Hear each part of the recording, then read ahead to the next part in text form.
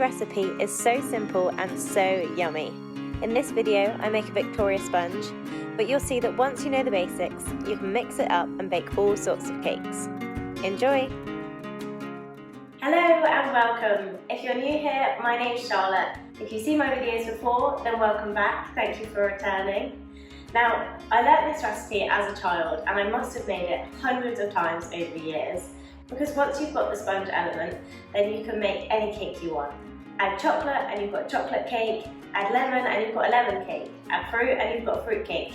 You get the picture. The trick with this recipe is as soon as you've got your wet ingredients and your dry ingredients, get them in the oven. So you need to prepare yourself first. I've got 2 round baking tins lined with greaseproof paper, and I've also greased around the edge with some butter. Oven should be preheated to 180 degrees C. And in terms of ingredients, this is another reason why I love this recipe, is it's so easy to remember. So you've just got to remember 6, 6, 6 and 3. So 6 ounces of margarine, 6 ounces of caster sugar, 6 ounces of self-raising flour, and 3 eggs. So I know ounces is a bit old school, but it just makes this recipe so much easier to remember. If you wanted to make a bigger cake, then you can also increase it to 8, 8, 8 and 4. Or if you just want a little titchy cake, then you can do 2, 2, 2 and 1. But 6, 6, 6 and 3 is great for a decent sized cake.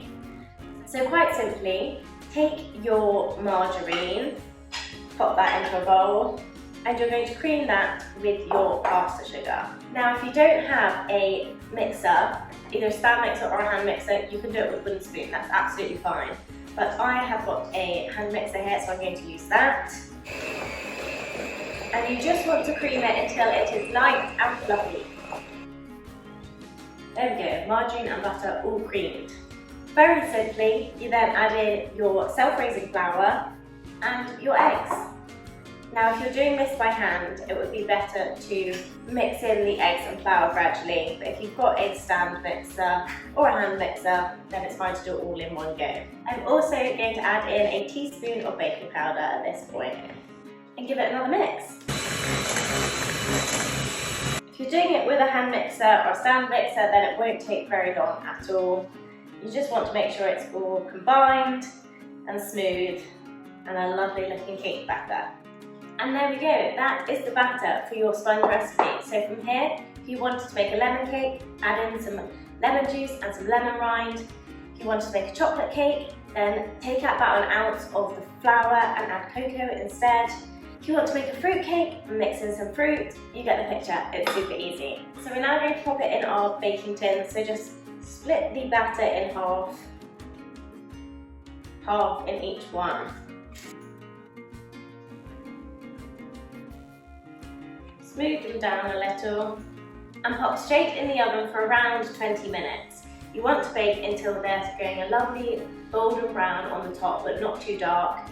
Try not to open the oven and check, because you want to keep the hot air in there. When you do bring them out to check, if you pop in the knife and they come out clean and no wet batter, then they're ready. So while the cakes are in the oven, we'll make the buttercream. For the buttercream, you just need 100 grams of salted butter and 200 grams of icing sugar, and of course some vanilla. So I've got my butter in my bowl here, and I'm just going to cream the butter initially so it's soft before I add in the icing sugar. It's a good idea to put your butter out of the fridge and let it reach room temperature before you try and work with it, because it will just make your life easier. There we go, butter nice and soft. And then you just want to sieve in your icing sugar. So icing sugar can get a bit lumpy, which is why I would always recommend sieving it when you're using it. And add about 1 teaspoon of vanilla essence, which I am just gonna guess there. And give it another mix. Now if needed, you can always add a little drop of milk just to soften up your buttercream. I would say between 1 to 2 tablespoons is plenty. And there you have your delicious buttercream ready to go in your Victoria sponge. So the cakes have come out of the oven and they've cooled for about 20 minutes. So to assemble, we're just going to put a layer of buttercream and then a layer of jam. So let's put our buttercream on.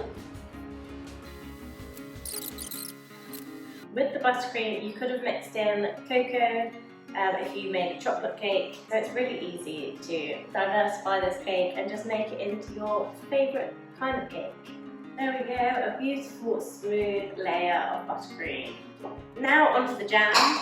I have just gone strawberry because I feel like that is a classic for a Victoria sponge. You just want to mash it up a little bit before it goes onto your cake so it goes on smoothly. There we go, lovely big dollop of jam.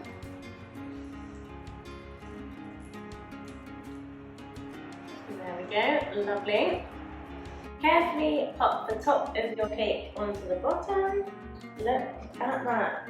And to finish off, you just want to sprinkle a little bit of icing sugar over the top.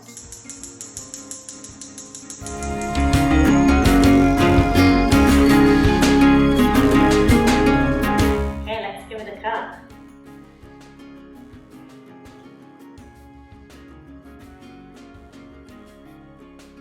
Let's give it a taste.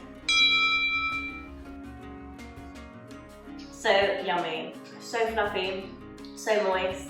I mean, you can't go wrong with a Victoria sponge, but this one is amazing. We've got that incredibly light sponge, smooth buttercream, and deliciously sweet jam.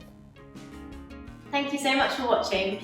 Please don't forget to like, comment, and subscribe if you've enjoyed this video. And take a look at my channel for other videos. Lots of cookies, sausage rolls, all kinds of things on there for you to take a look at. So I hope to see you again soon. Bye!